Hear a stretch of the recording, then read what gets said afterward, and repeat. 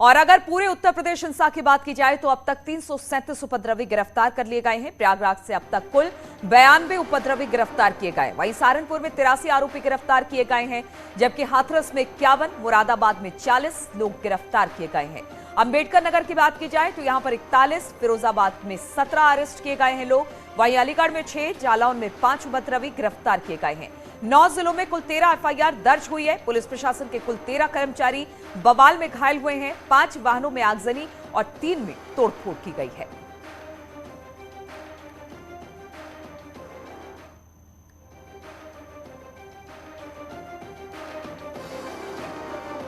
तो लगातार गिरफ्तारियों का सिलसिला जारी है। उत्तर प्रदेश में अब तक 337 लोग गिरफ्तार हो चुके हैं। सबसे ज्यादा प्रयागराज 92 आरोपी गिरफ्तार हो चुके हैं। सहारनपुर में अब तक 83 आरोपी गिरफ्तार हुए हैं और लगातार गिरफ्तारियों का सिलसिला अब भी चल रहा है। बातचीत करने के लिए ऋषभ हमारे साथ जुड़ गए। ऋषभ, लगातार गिरफ्तारियों का सिलसिला जारी है, एक के बाद एक। अब तो 337 पर आंकड़ा पहुंच गया गिरफ्तारी का।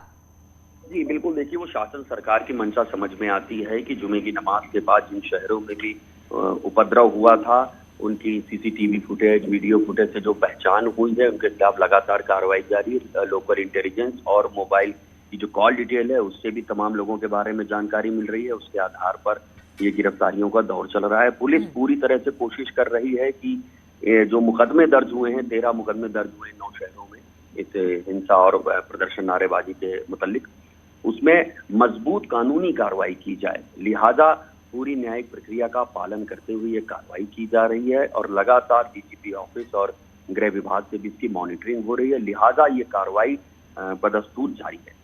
चलिए ठीक है, बहुत बहुत शुक्रिया आपका ऋषभ जानकारी देने के लिए। तो लगातार एक के बाद एक गिरफ्तारी हो रही है।